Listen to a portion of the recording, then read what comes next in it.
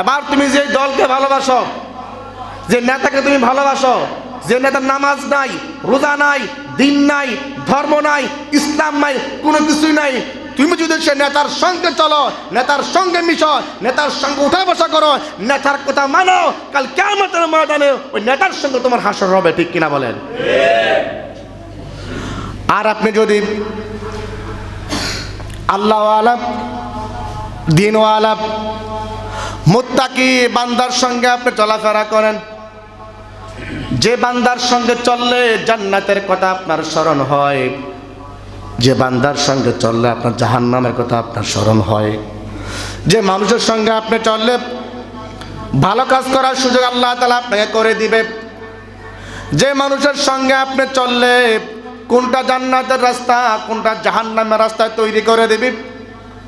রাসূল কারীম সাল্লাল্লাহু আলাইহি সাল্লাম বলেন, ওই ব্যক্তির সঙ্গে তুমি চললে কাল কিয়ামতের ময়দানে ওই ব্যক্তির সঙ্গে তোমার হাসর হবে। সুবহানাল্লাহ। ওই দিন কিয়ামতের ময়দানের মধ্যে আমার নেতাকে যখন সামনে যখন দাঁড় করাবে, আল্লাহ রাব্বুল আলামিন বলবে, নেতা তুমি আমার সামনে দাঁড়ালে এই পেছনে তারা কারা? তারা বলবে, আল্লাহ গো, তারা আমার আনুগত্য করত, আমার কথা তারা মানত, আমি যা করতাম তারা তাই করত। এখন আল্লাহ তাআলা আমিও জাহান্নামের দিকে যাচ্ছি, আমার কর্মীগুলো আমার সঙ্গে জাহান্নামের দিকে যাচ্ছে। নাউজুবিল্লাহ বলতেন না? আমার বাবারা,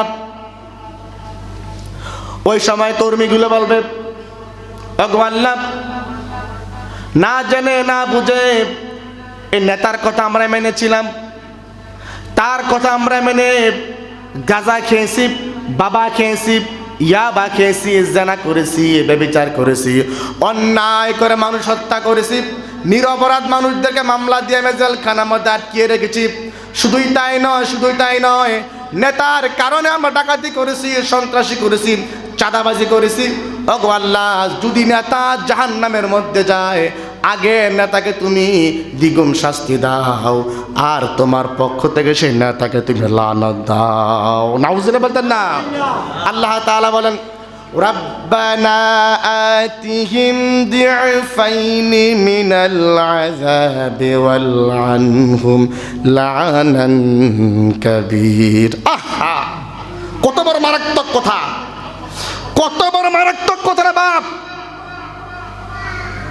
যে দলের কারণে, যে নেতার কারণে আমি গুম করেছি, মানুষ হত্যা করেছি, নিরপরাধ মানুষদেরকে মামলা দিয়ে জেলখানার মধ্যে আমি আটকে দিয়েছি, নিরপরাধ মানুষদেরকে ফাঁসি দিয়েছি, যে নেতার কারণে আজ কিয়ামতের ময়দানে ওই কর্মীগুলো নেতাকে বলবে, আল্লাহ তোমার পক্ষ থেকে এই নেতাকে তুমি অভিশাপ দাও। নাউজুবিল্লাহ বলতেন না? শুধুই তাই নয়,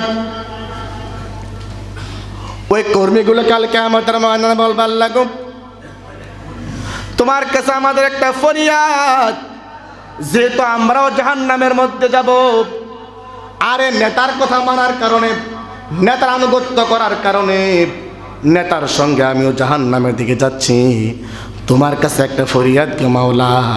ওগো আল্লাহ, রব্বানা আতিহিম দি'ফাইনি মিনাল আযাব।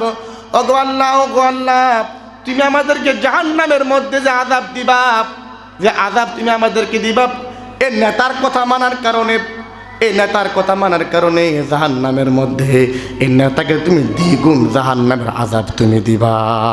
নাউজুবিল্লাহ বলতেন না? আমাকে যে আযাব তুমি দিবা আল্লাহ, এই আযাবটা দ্বিগুণ করে তুমি নেতাকে দিবা। নাউজুবিল্লাহ বলতেন না? আরে বাপ, কার দলে ঘুরেন, কার দলের পক্ষে কথা বলেন? যে দল, যে নেতা এক ওয়াক্ত নামাজ পড়ে না, যে দল মিথ্যা কথা বলে, যে নেতা মিথ্যা কথা বলে, মিথ্যা হয়রানি করে, মিথ্যা মামলা দিয়ে মানুষদেরকে জেলখানার মধ্যে ঢুকায়, মিথ্যা মামলা দিয়ে ফাঁসির মধ্যে ঝুলাই দেয়, কার কথা আপনি মানেন? যে কর্মী আপনাকে অভিশাপ দিবে কাল কিয়ামতের ময়দানে, ও আল্লাহ, এই নেতার কারণে আমি কাজগুলো করছি, টাকা দিছে, কাজগুলো করছি, আল্লাহ বুঝি নাই, তার সব দোষ, তাকে আগে তুমি জাহান্নামে দ্বিগুণ আযাব দাও, দ্বিগুণ আযাব তাকে তুমি দাও, এরপরে তুমি আমাদেরকে জাহান্নামে পাঠাও। এটা আমার কথা না আল্লাহর কথা? আর জোর কার কথা? সূরা আহজাব 68 নম্বর আয়াত আপনি খুলে দেখেন।